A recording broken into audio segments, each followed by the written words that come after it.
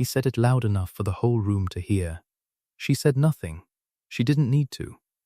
It was a bright June evening in Devon, in the year 1816, and Ellery Court's long drawing-room was crowded with the whole of the county's better families. Gathered for the customary summer assembly the Locksley Dukes had hosted every year for 3 generations. And it was there, over the general hum of conversation, that Tristan Locksley, 6th Duke of Ellery, made the remark that would define the whole of the following month. He had not meant unkindness by it, precisely, though the effect was unkind regardless. A neighbouring squire had introduced, in passing, a plainly dressed young woman standing somewhat apart from the gathered company, Miss Diana Colville, of the old farmhouse at Colville Reach, down past the home wood, and Tristan, distracted by an ongoing dispute with his own steward over the season's rents, had glanced at her once, noted the unfashionable cut of her gown and the absence of any title worth remembering, and turned back to his steward with the careless, half-audible remark that a woman of her plain circumstances belonged properly. In a cottage, not at a duke's assembly, however her family's acquaintance had secured the invitation. The remark carried, as such careless remarks in crowded rooms so often do, considerably further than Tristan intended. Half the drawing-room heard it, the words travelling outward through the press of silk and candlelight with the particular speed gossip always seems to find, and a hush of the particular satisfied kind that accompanies watching someone else's public humiliation spread outward from the little knot of guests nearest the speaker. More than one mother present, whose own daughters had spent the evening angling unsuccessfully for the Duke's attention, exchanged a private, gratified glance at the sight of a plainer rival, so neatly put in her place. Diana Colville did not flush, and did not flee the room, and did not offer the sharp retort half the watching company plainly expected of her. She looked at the Duke of Ellery a long, level moment, her composure entirely undisturbed by the whispers already spreading around her, and said nothing at all, not out of meekness, the narrator will tell you plainly, but out of a particular private amusement that not one soul in that drawing-room, least of all Tristan Locksley himself, had the least notion of. For Diana Colville held, in a locked iron deed-box at Colville Reach that had passed down her family 5 generations unbroken, the original conveyance to the whole 400 acres upon which Ellery Court itself, its park, its home farm, and the very drawing-room in which the Duke now stood, had been built, a deed her own great-grandfather had held clear and unchallenged a full 2 generations before the first Locksley Duke ever laid a foundation stone, and that the Locksley family had, through some combination of old carelessness and older assumption, simply never troubled to properly purchase, lease, or extinguish in all the years since. She said nothing that evening. She only excused herself early, with perfect composure, and rode home to Colville Reach in the summer dusk, and sat a long while that night at her father's old writing desk, turning the whole matter over in her mind before she took up her pen. She did not write to the Duke directly. 2 days later, a modest, entirely correct letter arrived at Ellery Court's estate office, from a Exeter solicitor named Mr. Pargeter, informing His Grace's steward that certain irregularities had come to light regarding the freehold title of Ellery Court's principal grounds, and requesting, in the driest and most professional language imaginable, that His Grace's own solicitors examine the enclosed copied documents at their earliest convenience, as the matter touched upon questions of clear and superior title that could not, in conscience, be allowed to remain unaddressed indefinitely. Tristan Locksley read that letter in his study 3 days after the assembly, and felt the particular cold drop in the stomach of a man discovering that a careless remark has come home to roost in a fashion he had not remotely anticipated. "This cannot be genuine," Tristan said to his steward, old Mr. Fairweather, who had served the family 30 years and looked, reading the copied deed over the Duke's shoulder, considerably more troubled than the Duke found reassuring. The Colvilles are farmers, fair weather, respectable enough, but hardly landed gentry with claims of this consequence. I remarked on the young woman's plain gown not a week ago, and now I am to believe her family holds a claim that could undo 4 generations of Locksley title in a single chancery hearing? They were landed gentry once, Your Grace, Fairweather said slowly, setting down his spectacles with the careful deliberation of a man delivering unwelcome news, before the second Duke's grandfather built the first wing of this house.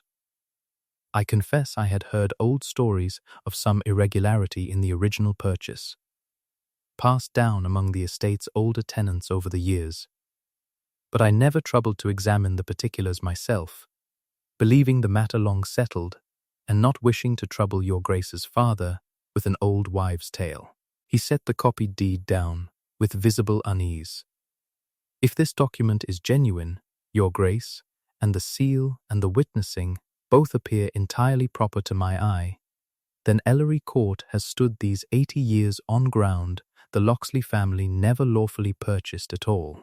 It was, the narrator will tell you, precisely the reckoning Tristan Locksley had least expected from an evening's careless unkindness, and it would take him a good deal longer than he liked to admit before he understood the whole of what it would cost him to set right. He rode to Colville Reach himself 3 days later, without sending word ahead, arriving at a modest but well-kept farmhouse considerably older than his own great house. Its stonework, weathered by generations his own family's holdings could not begin to match. Ivy grown thick and settled over walls that had clearly stood undisturbed a great deal longer than Ellery Court's own newer wings.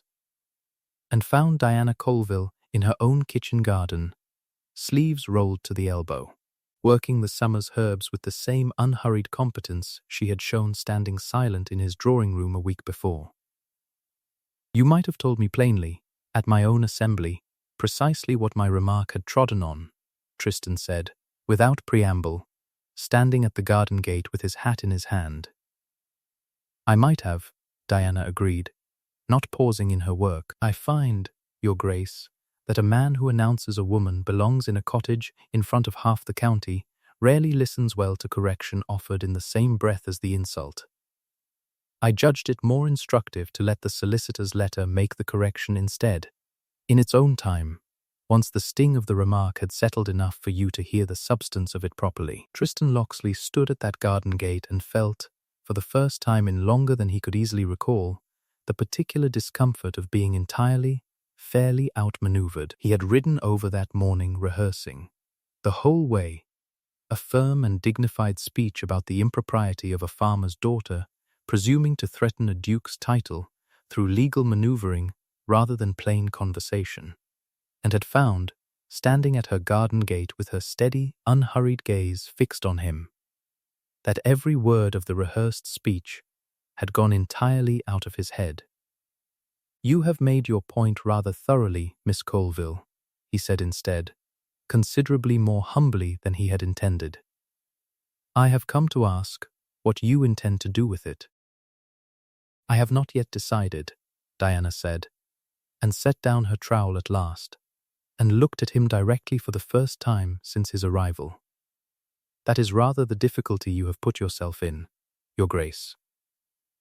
My family has held clear and superior title to the ground your house stands on for 5 generations, and never once pressed the claim, because my great-grandfather was a decent man who did not care to ruin a neighboring family over an old surveyor's error, and every Colville since has honored that decency out of habit rather than obligation.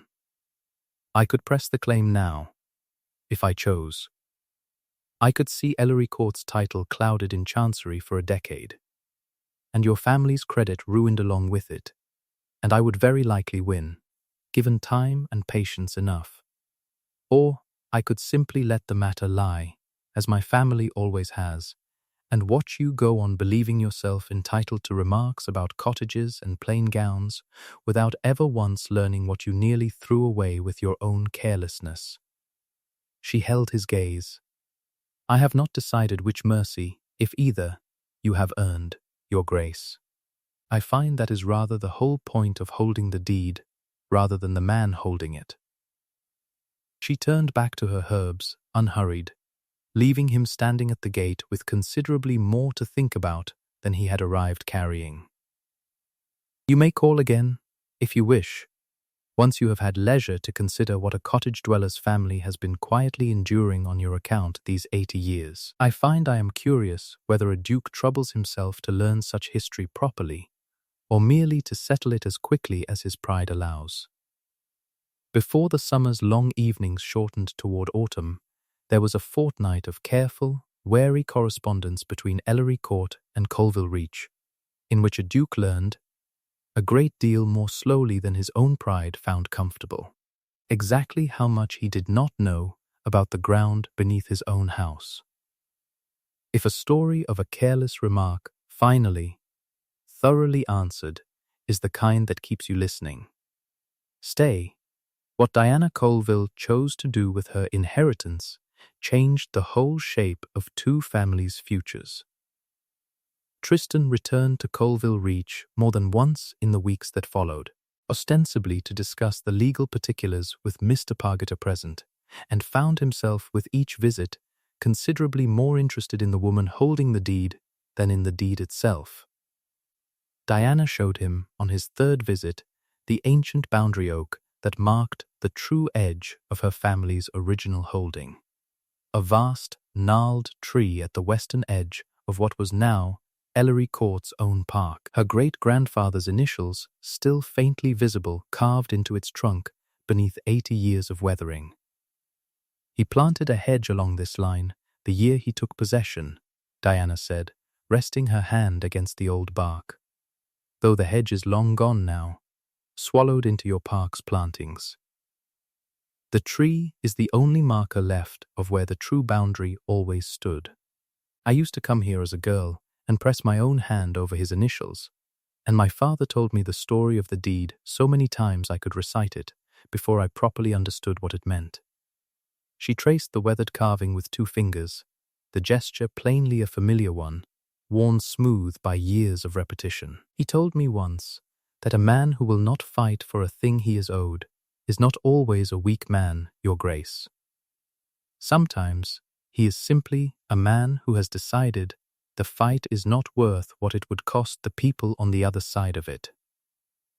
I did not understand that as a girl. I am beginning to understand it rather better now, watching what a fight of that kind very nearly did to you and your own steward both. Your great-grandfather sounds a wiser man than most of my own ancestors, Tristan said, running his own hand over the carved initials in turn. I have inherited 3 generations of Locksley portraits in my long gallery, Miss Colville, and I confess I could not tell you a single act of genuine restraint any one of them ever practiced. It is a humbling thing, standing under a tree that has quietly outlasted every certainty I was raised to hold about my own family's claim to this ground. And what did it mean to you, Tristan asked, growing up in the shadow of a house you knew? By rights, ought to have asked your family's leave to stand there at all. It meant my family were never quite so plain and unremarkable as the county liked to believe, Diana said, whatever our gowns looked like at an assembly. It is a particular kind of patience, your grace, watching a grander family enjoy ground your own people were too decent to reclaim, and never once being thanked for the restraint. It was there, beneath the old boundary oak, that Tristan Locksley began to understand the whole shape of what his own family's carelessness had cost the Colvilles across 3 generations. Not merely a legal irregularity, but a long, patient silence Diana's own family had kept out of decency, and that his own careless remark had very nearly squandered entirely. There came an afternoon, some weeks into that careful courtship of law and land both, when Tristan found Diana alone in the walled garden at Colville Reach, and the businesslike distance they had maintained through a fortnight of solicitors and boundary lines nearly gave way to something neither of them had yet risked naming. He had come to report some small progress in the legal particulars, and found the report entirely forgotten the moment she looked up at him from among the roses, her sleeves rolled and her hands earth-stained, entirely unconcerned with impressing him, and entirely, helplessly impressive for it. "You look at me as though you are still working out what to make of me, Your Grace," Diana said. "Not unkindly. I am still working out what to make of myself, Miss Colville," Tristan said, low, and came nearer than the afternoon strictly required, close enough that neither of them moved to widen the distance again. "I came to this garden a fortnight ago, believing I was managing a legal difficulty. I find I have spent every visit since managing considerably less legal feelings instead, and I do not entirely know what to do with the discovery." For a long moment neither of them spoke, the summer garden holding its breath around the narrow space between them, and it would have taken nothing at all for either of them to close it. But Diana, ever the more careful of the two, stepped back first, brushing earth from her hands with a composure that cost her a good deal more than she let show. "You have not yet earned the right to feelings, Your Grace," she said, though her voice was not quite steady. "You have only just begun earning the right to correction. Let us finish that honestly before we trouble ourselves with anything warmer." It was, Tristan reflected afterward, exactly the sort of plain, unflinching honesty he had never once received from anyone in his own carefully managed life, and he found he wanted a great deal more of it, whatever the cost to his own comfortable assumptions. It was into this careful, deepening arrangement that Josiah Renwick inserted himself, and the whole tenor of the summer changed with him. Mr. Renwick was a prosperous land speculator whose own holdings bordered Colville Reach to the south, a smooth, well-spoken man of middle years who had built a considerable fortune over 2 decades by a particular, patient method, identifying disputed or uncertain titles across the county, and positioning himself, through careful and apparently neighborly attention, to profit from whichever party proved less equipped to defend its claim. He had watched the story of the Ellery Court deed travel through the county's gossip, with an interest considerably sharper than idle curiosity. For a title dispute of this magnitude, properly managed, represented an opportunity few speculators saw twice in a lifetime. A duke's own house standing, by strict legal reading, on ground he did not own, and a modest farming family holding the whole of that leverage without, in Renwick's private judgment, the resources or the ruthlessness to press it to its fullest advantage. He called upon Diana under the guise of neighborly concern, arriving at Colville Reach with a basket of hothouse fruit and a manner of practiced warmth that had served him well with a dozen other vulnerable landholders before her. Offering, with careful reasonableness, to purchase the deed outright from her at what he represented as a generous sum, considerably less, though Diana did not yet know it, than a tenth of what the claim was truly worth to the Locksley estate, arguing that a woman alone, without a solicitor's full resources behind her, could not hope to see such a complex title dispute through to its proper conclusion without considerable risk to herself, and that a swift, quiet sale would spare her family years of uncertain litigation. The anxiety of a prolonged court battle, and the very real danger, he suggested delicately, of a duke's own considerable legal resources eventually finding some technicality to overturn her claim entirely once his solicitors had time enough to search for one. "You are very kind to trouble yourself, Mr. Renwick," Diana said, entirely unmoved, "though I confess I wonder why a neighboring landholder takes such particular interest in my family's private legal affairs." "Merely a neighbor's concern, Miss Colville," Renwick said, smooth. "I should hate to see you pressed into a poor bargain by a duke's own solicitors, who will not, I promise you, have your interests foremost in mind once the negotiations grow serious." Diana declined the offer politely and firmly, and thought little more of it beyond a certain wariness she found herself carrying into her next few encounters with the smooth-mannered speculator. Not yet understanding that Josiah Renwick, rebuffed in his attempt to purchase the deed honestly, had already begun preparing a considerably less honest second approach, patient and methodical in exactly the manner that had served him so profitably in his prior dealings across 2 counties.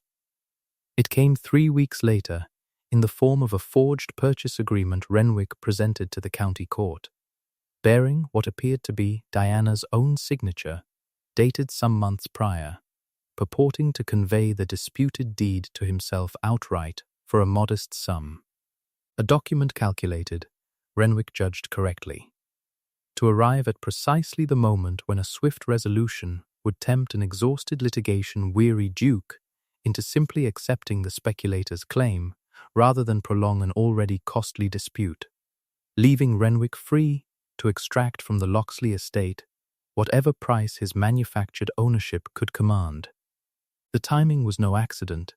Renwick had watched the summer's negotiations closely enough to judge exactly the moment when both parties, weary of solicitors and correspondence, would be most tempted to accept a swift resolution without examining its particulars too closely.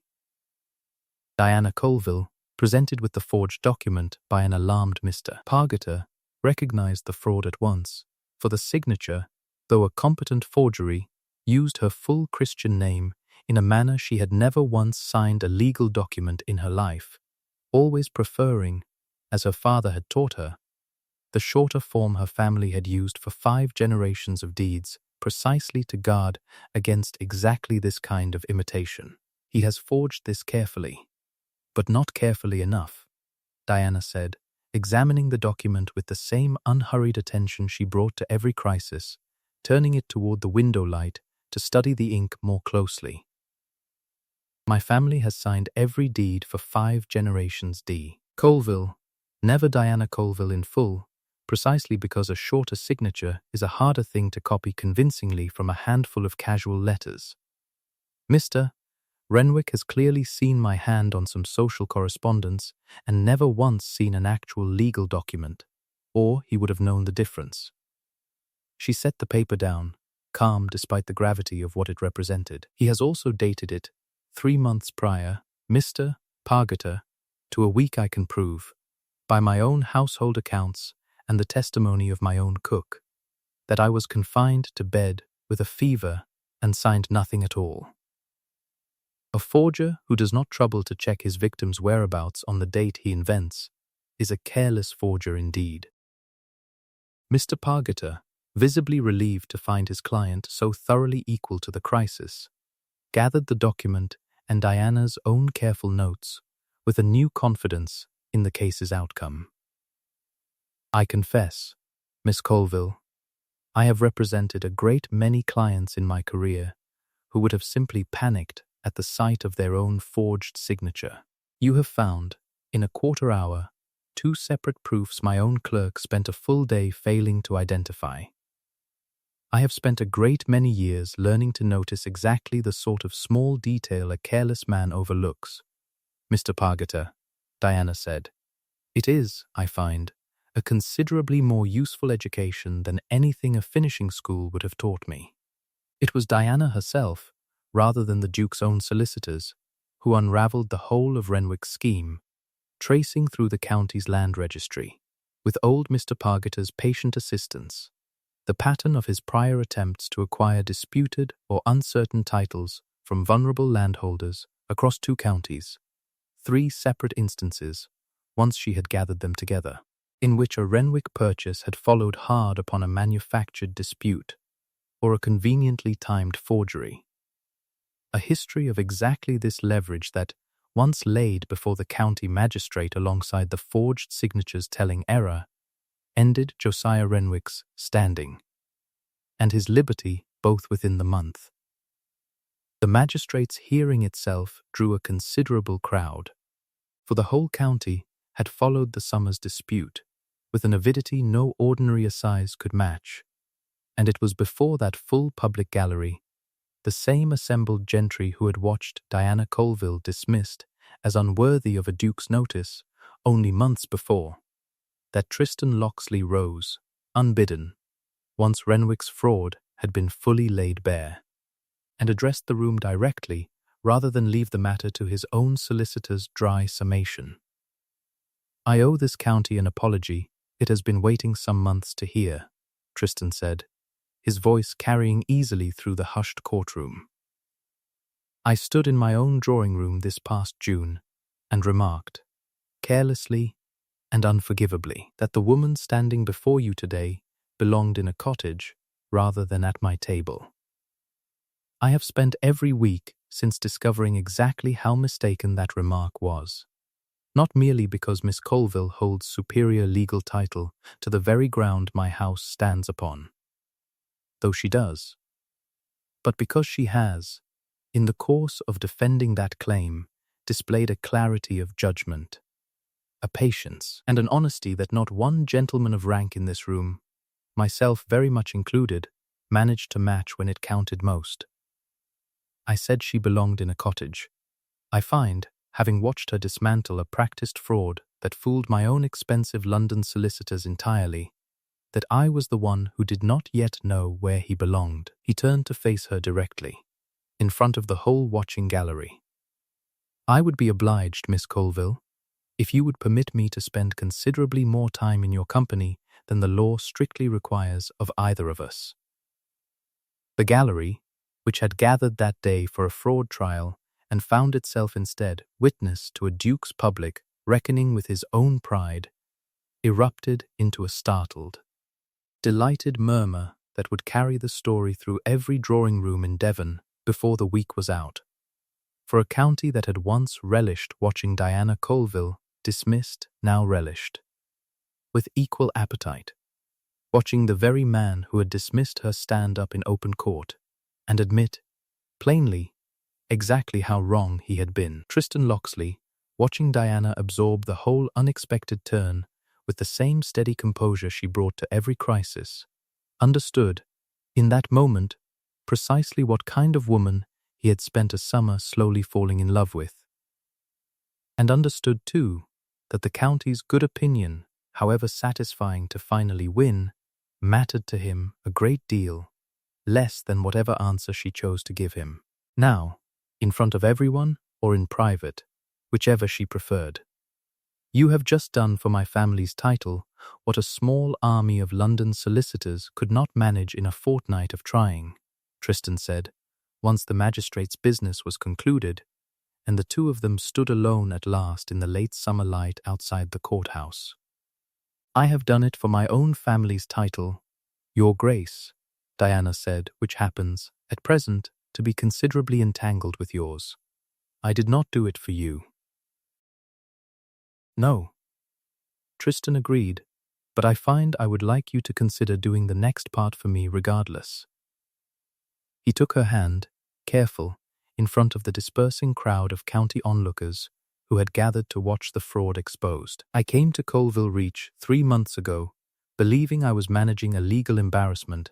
Diana, I have spent every week since discovering that the woman holding my family's whole future in an iron deed box is the most remarkable person I have ever had the good fortune to be humbled by. I do not ask you to marry me to settle the title, though I confess it would settle it very neatly. I ask because I cannot imagine another summer at Ellery Court that does not include you standing in my drawing room by right, not sufferance, and because I have finally learned, at considerable cost to my own pride, exactly what a woman like you was always worth. A great deal more than a cottage, and a great deal more than I deserve." The kiss she gave him then, in the golden light outside the county courthouse, with half the neighborhood still dispersing around them, was quiet and certain, and what broke open in Diana was the plain astonishment of being chosen not to settle a legal matter, but for the whole of herself, precisely as she had insisted, from the very first evening, that she wished to be. They were married that autumn at the old Boundary Oak itself, at Diana's own quiet insistence, the ancient tree strung with late-season flowers, and the whole of both families' tenants gathered beneath it to witness a marriage that finally, properly joined two claims to the same ground that ought to have been joined generations before. The deed itself, formally regularized by Tristan's own solicitors that same season, was framed and hung not in some forgotten estate office, but in the front hall of Ellery Court, where any guest arriving might see, plainly displayed, the whole history of the Colville family's patient claim, and the Locksley family's long overdue acknowledgement of it. The county, which had spent June relishing Diana's public humiliation and September relishing Tristan's, spent the autumn and winter that followed relishing something considerably warmer, the courtship of the Duke and the deed-holder, as the local wits had taken to calling it, became the season's favourite story to tell at every dinner table from Exeter to the coast. And more than one mother who had once steered her own daughter carefully past the plain-dressed Colville girl found herself, by Michaelmas, angling for an invitation to Colville Reach instead. Old Mr. Fairweather, the Ellery steward who had first confirmed the deed's troubling authenticity, took a particular quiet pride in the whole resolution. Having spent 30 years faithfully managing an estate whose very foundation, he now knew, had rested on an old unexamined assumption, he oversaw, personally and with evident satisfaction, the formal regularization of the title that autumn, and told anyone who asked that he had never in 3 decades of service felt prouder of a piece of estate business than the day he watched 2 family names, joined properly on a single deed at last. Josiah Renwick was tried and convicted that same autumn on charges of forgery and attempted fraud. His pattern of prior schemes laid bare before the county assizes in sufficient detail that 2 other families he had once quietly cheated came forward with claims of their own. Once his methods were finally exposed, he was transported within the year. And the modest fortune he had built over 2 decades of patient exploitation was seized and, in no small part through Diana's own insistence, redistributed among the very families whose disputed titles he had once profited from. They were married that autumn at the old Boundary Oak itself. At Diana's own quiet insistence, the ancient tree strung with late-season flowers, and the whole of both families' tenants gathered beneath it to witness a marriage that finally properly joined 2 claims to the same ground that ought to have been joined generations before.